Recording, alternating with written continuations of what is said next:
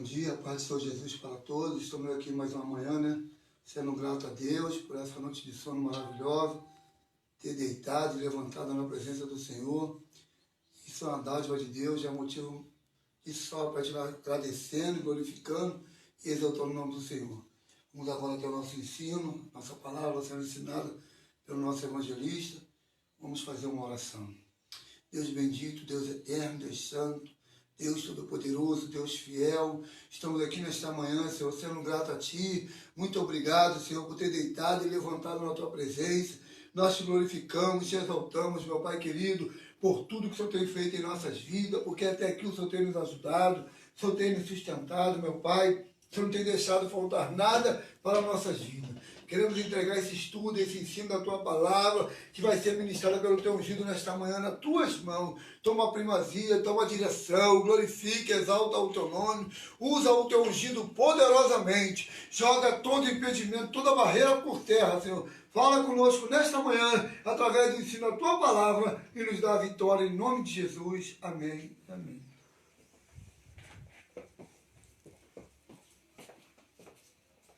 Saúde, irmão, com a paz do Senhor, amém?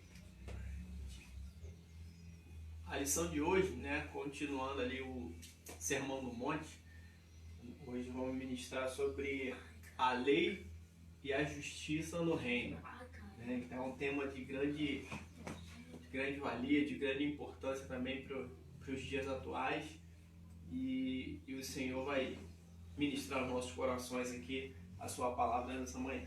Aleluia. Texto do dia está em Romanos, capítulo 10, diz assim: porque o fim da lei é Cristo, para a justiça de todo aquele que crê. Texto bíblico, Mateus 5, de 17 ao 20. Não cuideis que vim destruir a lei ou os profetas. Não vim abrogar, mas cumprir.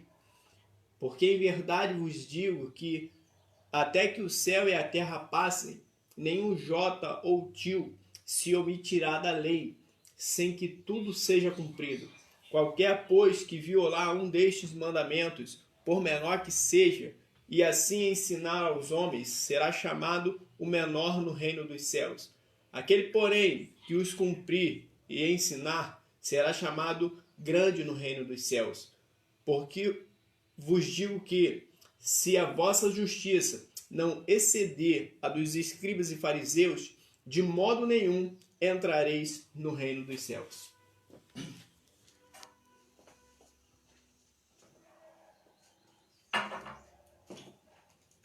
Nesses versículos, nós percebemos aqui que Jesus, né, como já falamos nas lições anteriores, Jesus era muito criticado, né, naquele momento ali pelos escribas, pelos fariseus, pelos religiosos da época, né, porque ele veio pregando com uma autoridade que eles desconheciam. Ele pregando, né, dizendo, ou seja, de fato ele era, mas para os homens naturais eles não conseguiam enxergar isso, né, ser o Filho de Deus, né, o Rei dos Judeus. Então ele veio com esse discurso que não agradou, né, os religiosos daquela época. Então ali no Sermão do Monte, Jesus, de certa forma, moldando o caráter da igreja de hoje, né, mostrando para eles qual era o sentido da nova aliança, do Novo Testamento, ele chega nesse versículo 17, falando isso: olha só, não cuideis que vim destruir, né, a lei e os profetas, ou os profetas, né? A gente percebe que, na verdade, a lei, né, o Antigo Testamento, a todo momento, ela nos remete a Cristo. Ela nos traz a Cristo como referência. Ela, né, você vê cada figura bíblica ali, né, cada homem de Deus ali que se permitiu ser usado por Deus, né, Moisés, né, José. A gente vê que eles são a tipologia de Cristo, né, o próprio dilúvio, a própria arca, né, que foi construída por Noé também é uma tipologia de Cristo, a gente percebe que os sacrifícios, né, instituídos pela lei, né, se a gente lê o livro de Levíticos, a gente vai perceber também que é uma tipologia do que Cristo faria por nós. Então, o sentido do Antigo Testamento, da lei e dos profetas, apontavam ao tempo todo para Cristo. Ao tempo que, quando Jesus fala isso, ó, não cuideis que vim destruir a lei ou os profetas. Não vim abrogar, ou seja, não vim destruir, não vim dar fim, mas cumprir. Eu não vim invalidar a lei, mas eu vim cumprir a lei. E a gente bem conhece que o único que cumpriu a lei plenamente, veio ao mundo sem pecado, foi Cristo. Foi crucificado não porque descumpriu a lei, mas foi por era permissão de Deus, tinha que acontecer, né? Aquela crucificação. Mas a gente vê que os próprios homens que o julgaram, lavaram suas mãos e falaram, não, eu não vejo condenação contra esse homem, né? Mas julgaram porque os judeus colocaram pressão para que ele viesse a ser crucificado. Então ele foi, como verdadeiramente o profeta Isaías falou, né?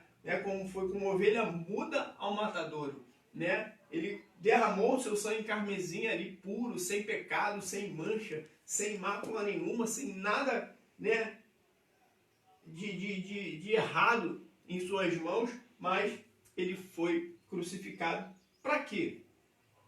Né? Qual o sentido?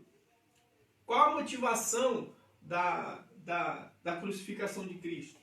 Porque quando a gente chegar no tema justiça, ela tem esse significado, né? É uma motivação íntima. O meu senso de justiça tem que ser respaldado no reino de Deus. Porque se eu tiver um senso de justiça como os escribas e fariseus, eu vou me justificar em algumas situações que pela palavra de Deus eu estarei errado. Mas o meu senso de justiça humano, natural, para dar um exemplo, talvez a gente queira que o foro social, né, vai julgar que o estuprador talvez tenha que sofrer pena de morte. A gente vê que alguns países têm pena de morte para alguns crimes. Então, no senso de justiça humano, né, é ferro a ferro. Matou, tem que morrer. Mas na Bíblia, a Bíblia não nos ensina dessa forma. E a gente percebe que no versículo 21 e diante, Jesus ele explica por que ele dá essa introdução aqui, ele comparando a lei e a justiça de Deus com a dos homens. Né? Porque ele começa a mostrar o verdadeiro significado do que a lei ensina. Né? Por vezes a gente tem que tomar o cuidado que a gente, quando faz um paralelo da lei e da graça, a gente parece que a graça é algo totalmente novo. Não, a graça realmente ela traz o sentido que Deus quis dar quando criou a lei. Mas os homens não entenderam, o homem interpretou da sua forma, e Jesus fala, peraí, não, a Bíblia, a lei diz, né, que você não pode matar. Aí o homem entende que não posso matar, mas eu posso falar mal, eu posso ter rancor, eu posso ter ódio. Aí ele fala, não, se você se encolarizar contra o seu irmão, se você chamar o seu irmão de louco, então Jesus está trazendo o verdadeiro sentido, o verdadeiro princípio daquela lei, daquele mandamento. Ele fala, não adulterarás, né? Aí o homem entende o quê? Não, a lei diz, no rigor da lei, diz que se alguém for pego no ato de adultério. Por isso que quando aquela mulher a adúltera foi lançada aos pés de Jesus, Jesus olhou para aquela situação e falou, ok, quem não tiver pecado, que atire a primeira pedra. Né? Eu falo, né, sem medo de errar, que talvez algum daqueles homens ali já tiveram até relação com aquela mulher, mas não foram pegos no ato de adultério. Então, no senso de justiça dele, né, ele estava certo, porque ninguém descobriu, ninguém me viu, ninguém me pegou no ato de adultério. A lei diz que tem que ser pego no ato de adultério, então eu não preciso ser apedrejado, porque o meu pecado está encoberto. Então, o que acontece? Aí Jesus ensina o significado mais profundo da lei, que era o que realmente Deus queria estabelecer no seu povo. Ele estabelece que não é só isso, não. Se você em seu coração, né, desejar outra mulher, cobiçar outra mulher, você já cometeu o adultério em seu coração. Então o pecado ele vem lá do coração. Né? O que a boca fala? O que a boca fala? A boca fala o que o coração está cheio. Então, é do nosso coração que precede o quê? A nossa vida, a nossa razão, as nossas ações. Então, a gente tem que entender, nós precisamos entender que nós precisamos estar cheio da palavra de Deus e cheio do Espírito Santo de Deus. Porque qual é o problema dos escribas? Tinham muita lei, tinham muita letra, mas não tinham Espírito. E Jesus está mostrando, agora só, vocês precisam do Espírito. Vocês precisam da minha palavra, da minha presença, para realmente vocês entenderem o que a lei está ensinando. Porque vocês estão praticando totalmente errado a lei. Aí ele fala, porque em verdade vos digo que até os céus e a terra passem, nenhum jota ou um tio se omitirá da lei sem que tudo seja cumprido. Ele está falando, a lei vai ser cumprida. A gente está até vendo os acontecimentos nos nossos dias, né? A gente faz até, algumas pessoas ficam até brincando com as situações, né? O gafanhoto, comparando com as pragas do Egito, mas a gente percebe que a todo momento, o tempo da lei, né? Os profetas, o Antigo Testamento nos remete aos dias atuais. Então a gente percebe que, assim como viveram aquelas pragas no Egito, a gente hoje passa por situações, pelas dores de parto, que nos agoniam um pouco. Né? É pandemia, são rumores de guerra, né? Aí vem os gafanhotos devastando ali as plantações, e nós, como homens naturais, ficamos sim, por vezes, um pouco assustados. Mas o Senhor fala, só calma, não vos assusteis, porque ainda não é o fim, é o princípio das dores. Né? Então a nossa confiança tem que estar em Cristo. Introdução.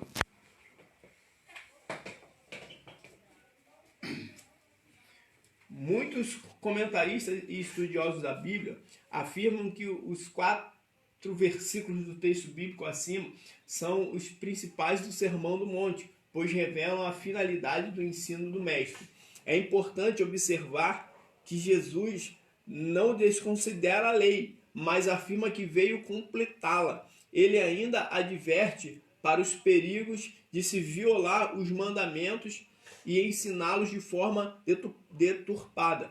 Mas também fala da honra de cumpri-los e ensiná-los corretamente. Ao final, resta-nos, como discípulos dele, o desafio de viver instruídos sobre outra perspectiva, distinta da legalista e burocrática da religião. Na verdade, o desafio é assumir a perspectiva do mestre que disse ele claramente, não veio fazer a sua vontade, mas a do Pai que o enviou.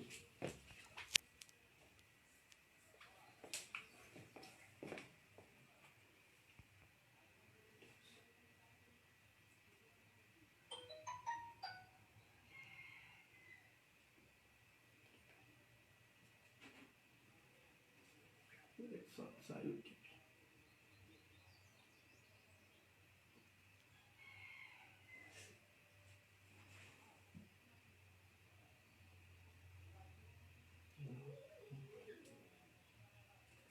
Saiu aqui. Voltou. Jesus e a sua relação com a lei. Abolição ou completude da lei.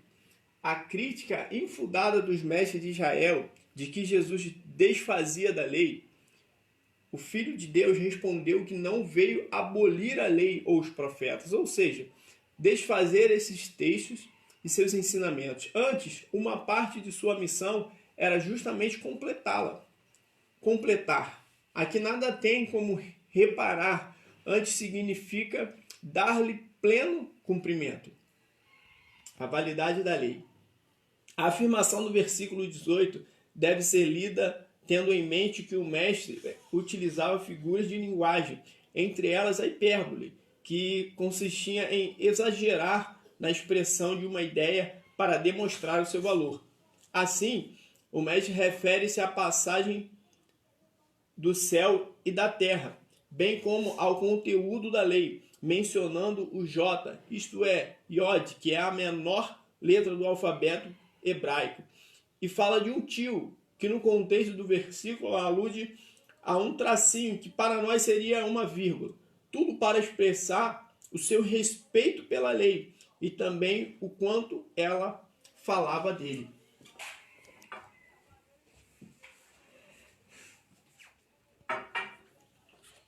Então, como lemos aqui, percebemos que o Senhor Jesus, em nenhum momento ele veio descumprir a lei, né? Ele veio a provocar ira, né, contra a lei, porque a lei é de Deus, né? A lei foi estabelecida por Deus, mas ele veio trazer o real sentido e significado da lei, e que a lei não é para simplesmente, digamos assim, nos bater, né, nos chicotear. Não, a lei tem um sentido. A lei é o quê? Um padrão correto de vida que eu tenho que ter, né, em obediência à palavra de Deus, nos ensinando princípios para quê?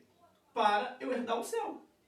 O motivo, né, a razão de ser da lei, da criação da lei, é nos levar ao céu.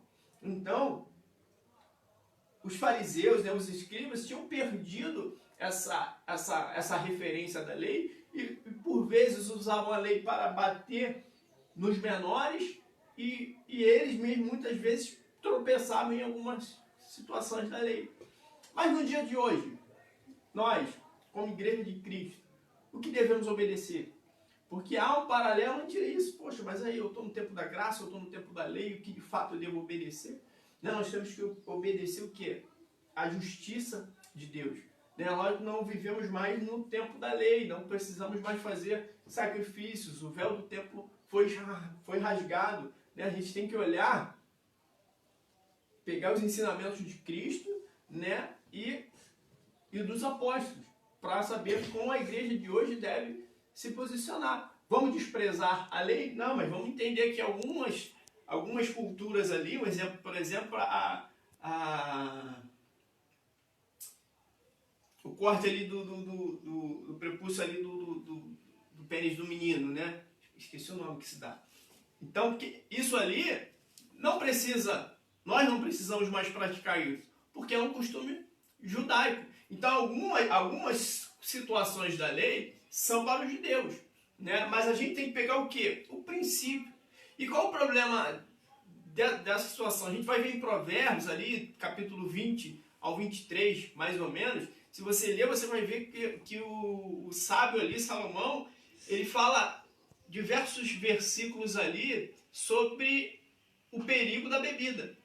Então aí você vai falar, poxa, mas hoje a Bíblia não fala em nenhum momento que eu não posso, né, usar drogas. Mas o princípio que está sobre a palavra de Deus, né, é de nós nos mantermos a nossa mente sempre sã, né? Sem bebida, sem que a Bíblia diz que o álcool ele traz escândalo, né? A pessoa que está sobre o efeito do álcool, né? Ele não está em sã consciência, então ele faz coisas que vai trazer vergonha, vai trazer escândalo. Em Provérbios chega até a dizer que não é bom que os reis e príncipes, né, bebam o vinho ali, porque na hora de julgar, né, eles não vão estar em sã consciência para julgar a situação de alguém. Então, o princípio que está ali é o quê? Manter a minha mente sã. E até porque na lei natural, na lei do homem, é errado também. Então, ou seja, eu tenho que obedecer a palavra de Deus acima de todas as coisas e a lei dos homens também. Então, a gente tem que ficar sempre atento, né, que o nosso senso de justiça tem que estar pautado nesses dois pilares.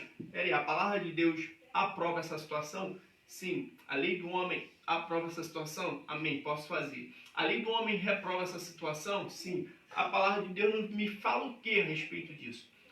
Porque se for alguma coisa na lei do homem, mas que vai contra um princípio da palavra de Deus, aí eu tenho que tomar cuidado e vigiar. Porque pode ser uma artimanha do adversário para me afastar de Deus. Assim também como a lei do homem, né, a lei natural, ela pode aprovar costumes, né, que a gente vê hoje, a gente vive numa sociedade, né, com alguns costumes que são fora da palavra de Deus, mas a palavra de Deus reprova. Então nós temos que ficar atento a isso, né? Na escala das leis ali, a gente vai obedecer a lei do Senhor, né, acima de todas as coisas, e obedecer a lei dos homens, desde que a lei dos homens não vá contra aos princípios que a palavra de Deus estabelece. Jesus e o cumprimento da lei.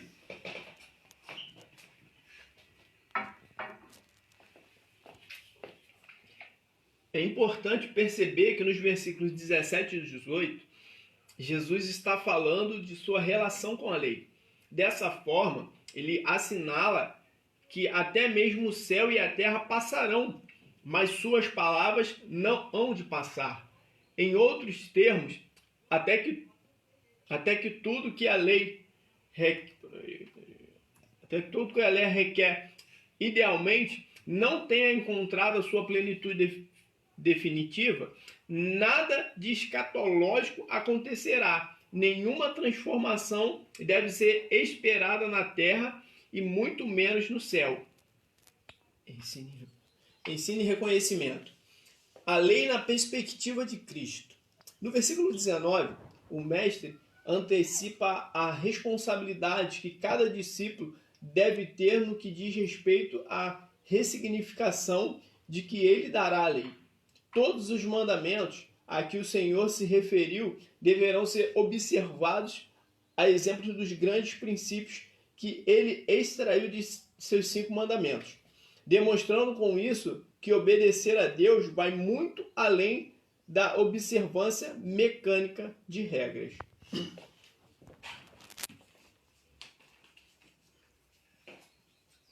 Vamos, abra sua Bíblia, por favor, em Mateus.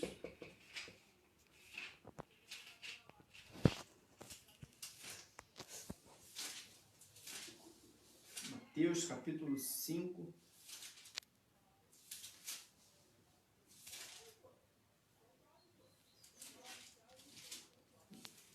Vamos ler a partir do versículo.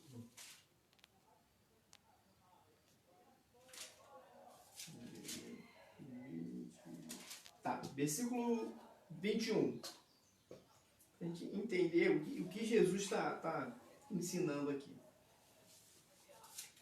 Ele fecha aqui no versículo 20 da nossa lição, ele diz que porque vos digo que se a vossa justiça não exceder dos escribas e fariseus, de modo nenhum entrarei no reino dos céus.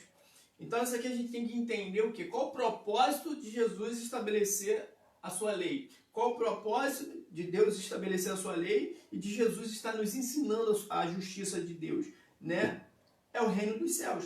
É o que ele fecha aqui no versículo 20. De modo nenhum entrareis no reino dos céus. Então por que eu devo obedecer a palavra de Deus? Por que eu devo obedecer aos mandamentos? Por que eu devo ter uma conduta reta? Por que eu devo amar ao próximo? Por que eu devo respeitar, né, a minha esposa? Por que eu devo honrar a Deus acima de todas as coisas? Por que eu devo glórias ao Senhor? Porque eu sei que Ele é o meu Criador e eu sei que o quê? Ele tem um reino. O reino dele está nos esperando, né? Ele está preparando as suas moradas nos céus. Então no 21 diz assim, aí começa a fazer um paralelo, né? Ouviste que foi dito aos antigos. A lei diz, não matarás, mas qualquer que matar será réu de juízo. Eu, porém, vos digo que qualquer que sem motivo se encolarizar contra o seu irmão será réu de juízo, e qualquer que chamar a seu irmão de raca será réu de sinédrio, e qualquer que chamar de louco será réu de fogo do inferno.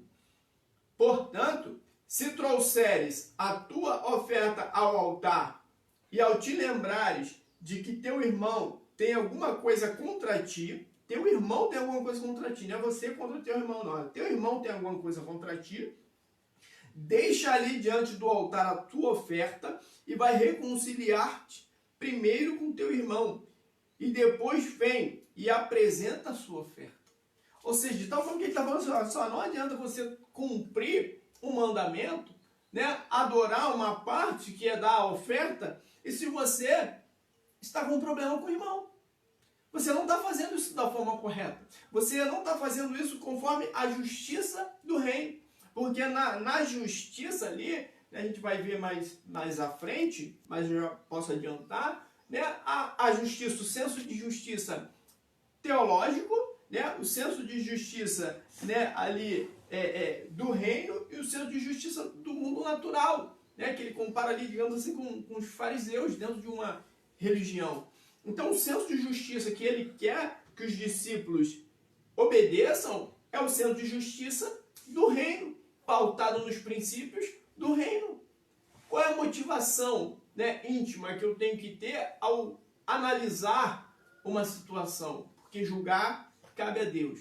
Né? Ao analisar para ter o meu senso de justiça, é o reino de Deus. Eu tenho que estar sempre com meus olhos para o reino de Deus. Então ele fala que, olha só, não adianta você trazer oferta, eu não vou receber essa oferta. E a gente percebe que Deus realmente ele tem esse princípio. E a gente vê que a Bíblia é tão rica, né, nisso, que a gente vê quando Caim e Abel ali, Deus pede o sacrifício ali para eles, pede uma oferta para eles, né, recebe de um e não recebe do outro. Se agrada na oferta de um, mas não se agradou tanto na oferta do outro. Por quê? Caim, né, era caçador, pegou as coisas ali, guardou, trouxe depois, talvez algum daqueles frutos já estavam começando a apodrecer. Ele não deu prioridade a Deus, né? São vários princípios que a gente vê ali. Então a gente tem que ficar sempre atento à palavra de Deus, nos princípios que Deus valoriza e está nos ensinando. Então ali está mostrando o princípio da prioridade, do amor, da dedicação. Porque você percebe facilmente quando alguém faz alguma coisa com amor, né? E tem até a propaganda da comida, né? Se eu não me engano, do Sazon. Porque quando a comida ela é feita com amor, a pessoa que está fazendo a comida realmente está fazendo aquilo com gosto, realmente a gente percebe que a comida sai mais saborosa do que a pessoa quando faz um alimento, faz rápido, de qualquer forma, já não sai com o mesmo tempero, com o mesmo sabor. E com Deus é a mesma coisa. Quando o nosso relacionamento com Deus é pautado dentro de seus princípios, quando a gente prioriza a Deus, quando a gente se dedica a Deus, a coisa flui melhor, né? A gente se prepara melhor, né? Até para o que você vai fazer na vida secular, quando você realmente prioriza aquilo, aí você se prepara, né? Lembra quando a gente não estava na pandemia e você estava lá no Primeiro Amor, que você se preparava para o culto e você lia a palavra em casa, você jejuava, você se preparava para adorar a Deus. Aí muitas vezes, comigo aconteceu várias vezes isso, acontece muitas vezes isso a gente se prepara em casa, né, ouve um louvor, ou lê a palavra, e quando a gente chega na igreja, né, aquela palavra é ministrada, aquele louvor é entoado. Isso é o que? É Deus confirmando o que ele já tinha, o que ele já estava falando conosco. Então o que Deus está nos mostrando, ele falou: meu filho, minha filha, né, valorize a minha presença, valorize, né, os cultos, valorize as orações, né, de que forma? De forma plena. Porque quando você vive a justiça de Deus, você não falha na palavra de Deus, você não cai, você não tropeça na lei. A Bíblia diz lá em Tiago, né, se a gente cuidar de cumprir a lei, né, e você tropeçar em um, acabou. E o que Jesus está falando é que é a mesma forma. Olha só, se você vier trazer a oferta, você está cumprindo o mandamento, está cumprindo a lei? Sim, mas você está com um problema com o seu irmão. Você tem um irmão que está encorajado contra ti. Ah, mas eu não matei. Não. O princípio ele vai além. Amar ao próximo é sentir a dor do próximo. Ah, mas por que meu irmão está com problema comigo? Vai lá e conversa. Conversa, né? Para que isso se resolva. Aí ele continua. Concilia-te depressa com o teu adversário, enquanto estás no caminho com ele, para que não aconteça que o adversário te entregue ao juízo, e o juízo te entregue ao oficial, e se encerra prisões. O que ele está falando só? Se arrepende do teu erro. Se arrepende enquanto você ainda está no caminho, enquanto ainda tem chance. Porque depois que o Senhor voltar, depois que, né, a gente perder o fôlego de vida, não há mais tempo. Não há mais tempo. E naquele grande dia, o que a gente vai fazer quando apresentar nossas mãos ao Senhor, quando apresentarmos as nossas obras ao Senhor, o que apresentaremos? Obras más? Não liberamos o perdão? Não nos reconciliamos com ninguém? Só causamos ira ao próximo? Só falamos mal dos irmãos? Fomos uma pessoa que estávamos sempre brigando? Pessoas com rancor do outro? Então a gente tem que vigiar com a questão do nosso relacionamento social, né? A Bíblia diz que Davi, ele era um homem que de gentil presença. As pessoas se alegravam quando Davi chegava no ambiente. Que assim seja conosco também, que as pessoas venham se alegrar, né? Quando nós chegarmos em algum lugar, em algum ambiente. Versículo 26, vamos para o 27. Ouviste que foi dito aos antigos, não cometerás adultério. Eu, porém, vos digo que qualquer que atentar numa mulher para cobiçar, já em seu coração cometeu adultério com ela. Portanto, se o teu olho te escandalizar, arranca-o e atira-o para longe de ti. Pois te é melhor que te perca um dos teus membros do que todo o teu corpo seja lançado no inferno. E se tua mão direita te escandalizar, corta, atira para longe de ti, porque te é melhor que um dos teus membros se perca do que todo o teu corpo seja lançado no inferno. Também foi dito, qualquer que deixar sua mulher e lhe dê carta de desquite, eu, porém, vos digo, que qualquer que repudiar sua mulher, a não ser por causa da prostituição, faz que ela cometa adultério. E qualquer que casar com a repudiada, comete adultério. Então o que está falando? Olha só, foi dito para vocês, né, acerca do adultério, né? Que quem é do pecado do adultério, né, se for pego no adultério vai ser apedrejado. Mas eu, porém, vos digo, se você cobiçar, você no seu coração já cometeu o adultério. Então o que Jesus está ensinando aqui? O princípio é muito mais além, né? A razão, né, pelo qual o Senhor estabeleceu a sua lei é muito mais além para moldar, né, o nosso caráter, né? Nós temos que respeitar, né, as nossas esposas, amar as nossas esposas, admirar as nossas esposas e a esposa também ao seu marido. Para quê? Para que o diabo não entre, né? Para que o diabo não entre, porque o que é? Como diz, né, o cordão de 3 dobras, né, é mais forte. Então a gente tem que trazer Deus para o nosso relacionamento. E ele começa a falar, olha só, se teu olho te faz pecar, arranca. Se tua mão te faz pecar, arranca. Porque é melhor, é mais valioso, né, a gente priorizar o reino de Deus, priorizar a justiça de Deus, do que entrar com o corpo todo e se perder. E se perder no inferno. Então, o que ele está dizendo aqui? Para eu arrancar o meu braço? Não. Arrancar o meu olho? Não. Mas cortar de qualquer forma a brecha que você está dando para o adversário entrar na sua vida. Ah, mas é um exemplo, tá? Você tiver com uma dificuldade e tem uma menina, alguém te perturbando ali dentro do WhatsApp. Não, desinstala o WhatsApp, muda de número, muda o chip, entendeu? Isso é arrancar um olho, isso é arrancar um braço. Porque nós temos que vigiar para fugir totalmente daquele pecado. A minha fraqueza é esse problema aqui, passa na outra rua. Evita passar pelaquela rua, não, isso não é uma fraqueza. Ah, sempre que minha fraqueza é a bebida. Se eu passar ali perto, eu paro e muda a sua rota. Então, o que Deus está nos ensinando aqui é isso. Arranca totalmente aquilo. Se livra totalmente daquilo que te faz tropeçar, daquilo que te faz pecar. Para quê? Para que você viva na justiça de Deus. Vamos aqui um pouco na lição.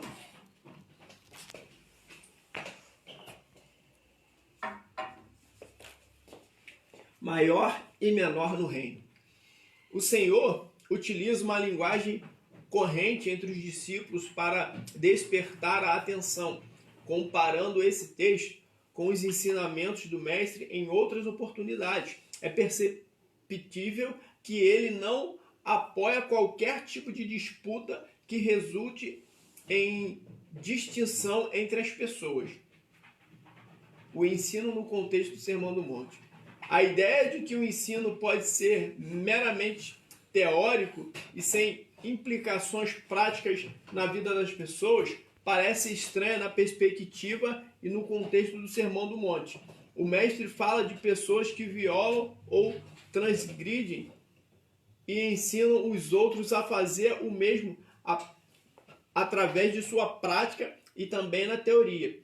De igual forma, ele destaca a posição dos que praticam corretamente e assim também instruem os outros a fazer o mesmo, né? Então, aqui ele...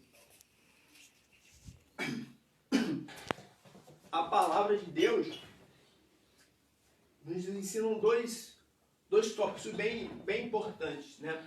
Ele cita alguns versículos aqui, depois se os irmãos quiserem fazer a leitura, se não fazer para a gente não se alongar muito, mas ele fala o maior e o menor no reino dos céus, né? Então o que eu preciso fazer para ser o maior no reino dos céus? A gente percebe que em outros momentos aqui, como a lição vai nos orientar, por vezes os discípulos chegavam dentro dele: mestre, quem é o maior? Quem é o mais importante? O que eu devo fazer? Porque isso é um pouco da natureza humana, né? A necessidade de querer aparecer, né? De querer estar em destaque em alguma situação. E o Senhor, ele nos mostra que, na verdade, para a gente ser o maior, a gente, na verdade, tem que ser o menor. A gente tem que ser o mais humilde, a gente tem que buscar as últimas cadeiras em vez das primeiras, esperar que o Senhor nos chame, né, para a primeira cadeira. Em diversos momentos o Senhor ele vai estar nos mostrando isso. E você percebe, a gente percebe nas atitudes de Jesus a sua humildade. Porque Jesus, ele sendo Deus, né, o Filho de Deus, ou seja, uma porção de Deus que veio ao mundo, ele não chega, né, com um olhar altivo em nenhum ambiente. Ele sempre olha para as pessoas que mais realmente necessitam da sua presença, né? Os pobres de espírito, como no início da lição nós ministramos na lição 1. Então a gente percebe que Deus ele não quer estar em grandes destaques. Deus não, né? Jesus, como homem ali, ele não queria as grandes posições, as grandes cadeiras. Né? Ele não veio pregando para os ricos, ele não nasceu em palácios, ele nasceu numa manjedoura, né? A sua família, sua mãe, seu pai tiveram que fugir, né, diante ali da evidência do seu nascimento, porque havia um edito para tirar a vida das crianças ali, dos pequeninos. Então a gente percebe que o Senhor ele sempre se submeteu a uma situação, né, pouco humilhante. Até nós, como homens, analisando a situação, poxa, mas Deus se submeteu a isso tudo. Veio ao mundo, sofreu, foi como uma ovelha muda ao matadouro, né? Repartiram as suas vestes, né? O crucificaram, colocaram uma coroa de espinho na sua cabeça. Por quê? Para quê? Foi por você, foi por mim que ele fez isso. Aí eu te pergunto, e o que eu faço diante disso? O que você faz diante disso? Né? O que o salmista falou, o que darei eu ao Senhor por todos os benefícios que me tem feito? Né? Então toma, meu irmão, minha irmã, o cálice da salvação, pague os seus votos com o Senhor, tenha uma vida reta, tenha uma vida plena diante de Deus, porque ele fala para os seus discípulos ali, olha só, eu preciso que vocês sejam perfeitos, sede perfeitos. Né? O que é ser perfeito? É obedecer a palavra de Deus, estar andando sempre com Deus, sabendo que sem Ele nada podemos fazer. Porque o Senhor Jesus, ele afirma isso. Ó, sem mim, vocês não podem fazer nada. Então a gente tem que reconhecer que Ele é o caminho, Ele é a verdade e Ele é a vida. A gente precisa andar no caminho, a gente precisa andar na verdade da palavra de Deus, cumprir os mandamentos do Senhor, cumprir a justiça de Deus, sem disputa de querer ser maior ou menor, mas fazendo a vontade do Senhor. Né? Porque naquele grande dia haverá galardão para nós. Né? Haverá galardão de acordo com as obras que nós fazemos. E isso aqui é muito importante, porque qual o sentido da obra? Qual a razão da obra? Porque mais à frente ele vai falar que os fariseus ali davam esmola aos pobres, mas eles não davam com a intenção de ajudar o pobre. Eles davam com a intenção de mostrar que eles estavam fazendo, de mostrar que eles estavam dando aquela esmola. Então, o que o Senhor está ensinando assim, meu filho, você quer ser o maior? Seja o menor. Faça sem que ninguém veja. Faça o bem sem querer aparecer. Então, o que estava acontecendo ali no coração dos escribas e dos fariseus é o que Jesus estava ensinando, e por isso ele era perseguido por eles, que é a outra aula que nós ministramos. Seríamos perseguidos o quê? Por causa da justiça de Deus. Por pregar a palavra de Deus, aquele que não quer receber a palavra de Deus, por muitas vezes irá nos perseguir pela justiça de Deus. Continuando aqui. A justiça na perspectiva do reino. Né? Essa que devemos obedecer e adotar para nós. A justiça na perspectiva do reino. O ensino fundamental do Sermão do Monte. A expressão justiça, utilizada por Jesus no versículo 20, só pode ser plenamente entendida à luz dos princípios que serão expostos na sequência. Entretanto, fica subentendido que ela significa algo como a motivação íntima que orienta cada um a fazer aquilo que é certo ou que se julga correto. A mesma expressão e com o mesmo significado pode ser encontrada em outras partes desse mesmo evangelho.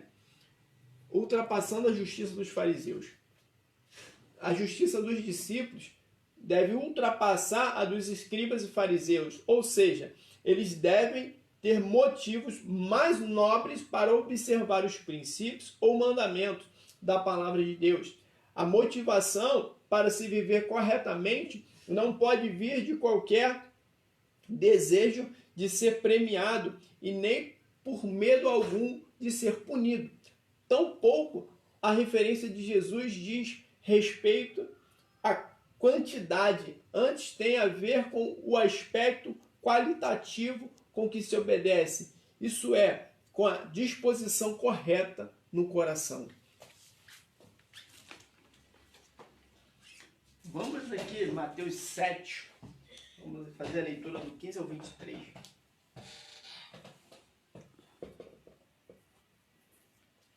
Que ainda lá no Sermão do Monte, ele ministra isso aqui, isso é muito importante. Ele diz, olha só, versículo 15: acautelai-vos, porém, dos falsos profetas, que vêm até vós vestidos como ovelhas, mas interiormente são lobos devoradores. Por seus frutos os conhecereis. Porventura, colhe-se uva dos espinheiros ou figo dos abrolhos? Assim, toda árvore boa produz bons frutos, e toda árvore má produz frutos maus. Não pode a árvore boa dar maus frutos, nem a árvore má dar frutos bons. Toda árvore que não dá bom fruto, corta-se e lança-se no fogo. Portanto, pelos seus frutos os conhecereis. 21. Nem todo o que me diz Senhor, Senhor, entrará no reino dos céus, mas aquele que faz a vontade de meu Pai, que está nos céus. Muitos me dirão naquele dia, Senhor, Senhor, não profetizamos nós em teu nome, e em teu nome não expulsamos demônios, e em teu nome não fizemos muitas maravilhas? E então lhe direi abertamente, nunca vos conheci, apartai-vos de mim, vós que praticais a iniquidade. Então, aqui nesses versículos que lemos, né, quando o Senhor fala o senso de justiça ali, para a gente deve ultrapassar a dos fariseus, que o que? Os fariseus, eles, por vezes, o Senhor os chamava de quê? De hipócritas, né? Porque o Senhor, ele vê o interior, ele vê o nosso coração, né? Ele sonda os nossos pensamentos. Então, as ações dos fariseus não eram ele não ajudava o pobre, que era simplesmente ajudar o pobre, porque o pobre precisava ter necessidade, suprir as suas necessidades. Ele não era porque ele tinha compaixão dele, mas porque ele queria aparecer. Ele queria ser visto. Ele queria ser visto orando, né? Até na oração, até no jejum, o Senhor fala só, quando você jejuar, Não fica mostrando para ninguém que você jejuou, não. Vai lavar o seu rosto. Quando você orar, fecha a porta do teu quarto e ora que o teu pai, que está em secreto, ele vai te ouvir. Então, as nossas ações, né, as nossas obras para com Deus, o foco é que Deus veja. O que uma mão faz, a outra não precisa ver. Então a gente tem que ter esse princípio bem estabelecido para quê? Para que a gente não tropece, para que a gente não peque. Porque isso é muito perigoso, né? A soberba, ela precede a ruína. E a pessoa que quer aparecer, que quer a todo momento ser elogiada, é porque o ego dela está muito aguçado. E se ela não tiver aplausos, ela não faz boas ações. E isso é muito perigoso. Porque Lúcifer caiu por isso. Lúcifer caiu por isso. Ele era um anjo de luz, né? Ele era o aferidor de medidas, né? Como diz em Ezequiel. O que é isso? Se alguém chegasse para Deus e pedisse uma pessoa, um anjo exemplar, iriam apresentar Lúcifer. Mas só que ele deixou aquilo entrar no coração dele e quis ser maior do que Deus. Então, quando ele quis ser maior do que Deus, ele quis ser adorado. E a adoração não é para nós, a adoração não é para você, meu irmão, a adoração não é para mim, a adoração é para Deus, né? O que eu faço é para Deus, a mensagem que a gente prega é para Deus, o louvor que a gente entoa é para Deus, né? O instrumento que você toca, que você aprendeu, né? Que você se dedicou para aprender, mas é para a glória de Deus. Tudo que nós façamos tem que ser para a glória de Deus. Senão a gente cai nesse pecado. E o Senhor olha para nós, poxa, mas Senhor, em teu nome. Ele está falando aqui, ó. Nem todo o que me diz Senhor, Senhor. Muitos me dirão, né? Me dirão, ou seja, futuramente, naquele grande dia, muitos me dirão. Ele disse como afirmativa. O Senhor está afirmando que muitos dirão. Então, quem serão esses muitos? Eu tenho que tomar cuidado para eu não estar entre esses muitos. Você tem que tomar cuidado para que você não esteja entre esses muitos que vão chegar naquele grande dia ao Senhor. Senhor, mas eu fiz em teu nome, eu profetizei, eu preguei, eu louvei, eu orei. Poxa, todo mundo viu fazendo, né? Todo mundo via, mas o teu coração estava longe de mim. Eu nunca te conheci.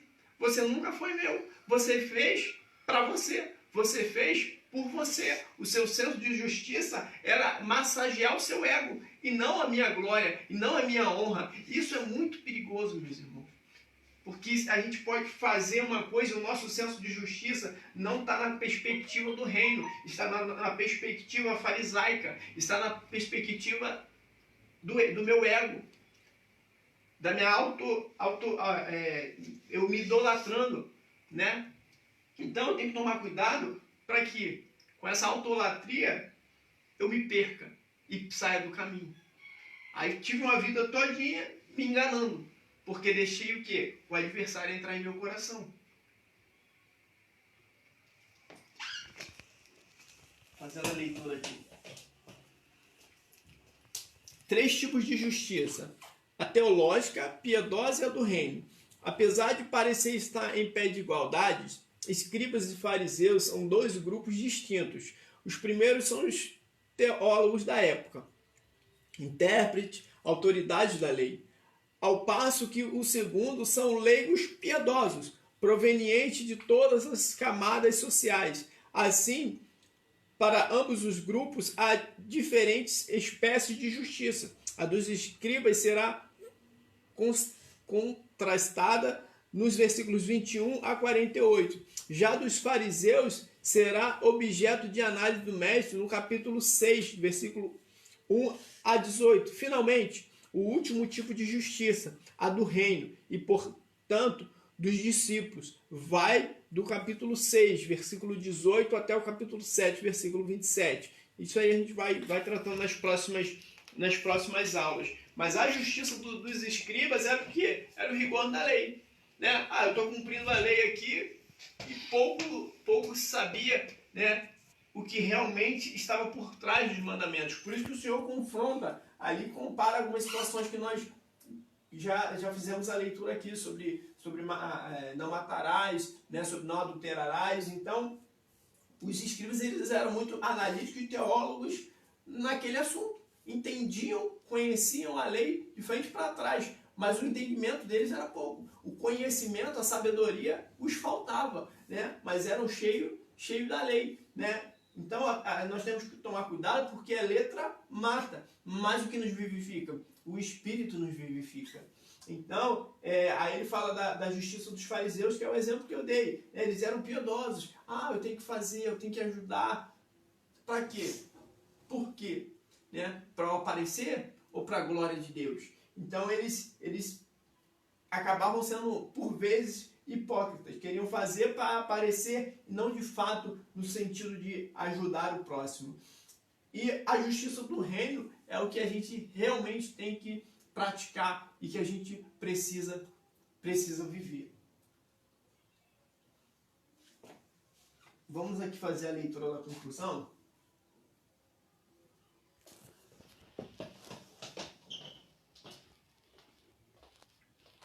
Mateus revela Jesus como mestre da palavra e da ação.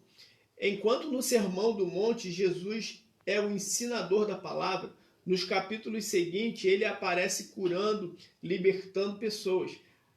Além disso, o mestre cumpriu a justiça, tal como ensinava os seus seguidores a cumprir, deixando um grande exemplo de harmonia e coerência entre discurso e ação.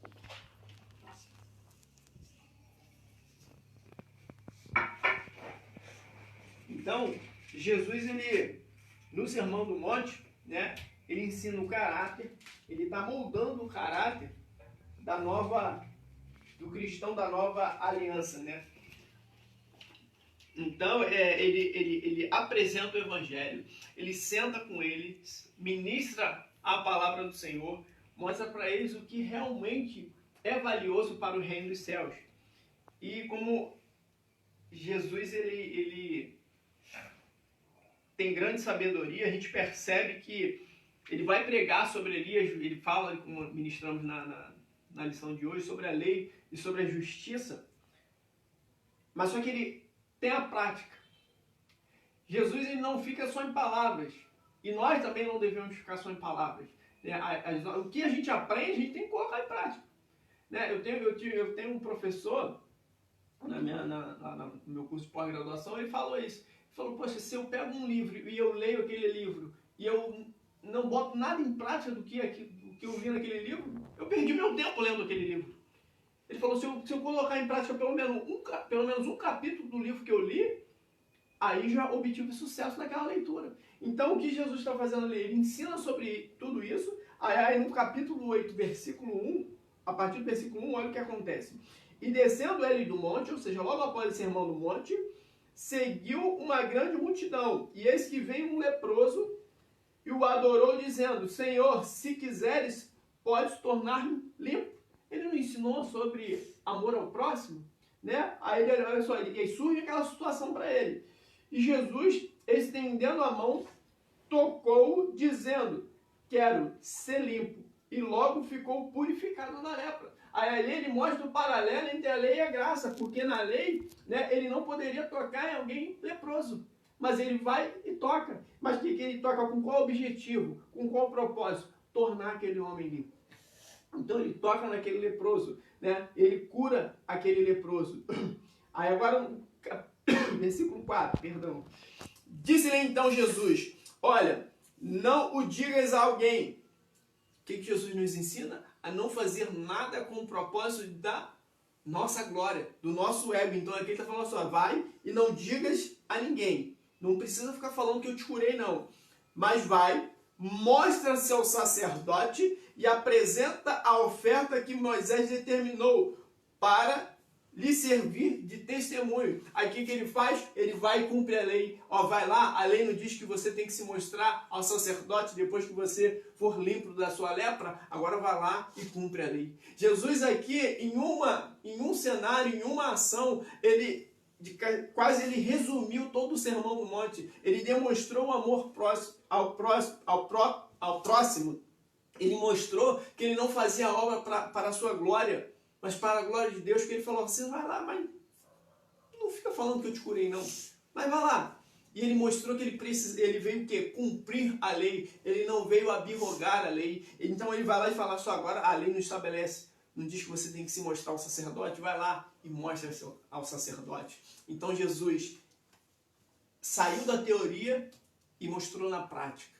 Que nós possamos ter a prática também. Que nós possamos, ao descer do monte, né? Que nós possamos, ao sair do nosso quarto de oração, que nós possamos, após um jejum, que nós possamos, após ouvir uma ministração da palavra, que nós possamos, após ali, né, nos encher com um louvor, né, colocar isso em prática, demonstrar um amor ao próximo, demonstrar a gratidão a Deus, né, demonstrar que somos homens e mulheres fiéis ao Senhor e não julgar nenhuma situação na perspectiva da justiça simplesmente mundana, né, daquilo das minhas motivações pessoais, mas à luz da justiça de Deus. Que a palavra de Deus, ela verdadeiramente seja lâmpada para os nossos pés e seja luz para os nossos caminhos. Que o Senhor abençoe sua vida. Termina assim essa aula, o pastor vai fazer as considerações finais.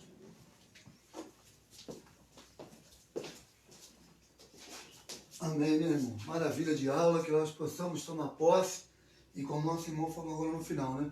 Que nós possamos não ser somente ouvintes, mas praticantes da palavra. Um estudo maravilhoso, é que eu sempre falo na igreja. Ninguém pode reclamar da nossa igreja. Nossa igreja tem um ensino bom da palavra, prega a verdadeira palavra, mas se somente nós sermos obedientes, que Deus vai nos honrar. Amém? Vamos orar agora pelo término e logo mais nós vamos ter aquele culto maravilhoso. Quero lembrar os irmãos que hoje, peço os membros que assistem na live, no Facebook, porque as pessoas que vão presenciar hoje o culto da igreja será a família da Natália e a família do Hélio, tá bom? Deus abençoe a todos. Deus, em nome do teu Filho amado Jesus Cristo, eu quero te louvar, te agradecer e te exaltar por esse estudo, por essa aula, por esse ensinamento para nossas vidas.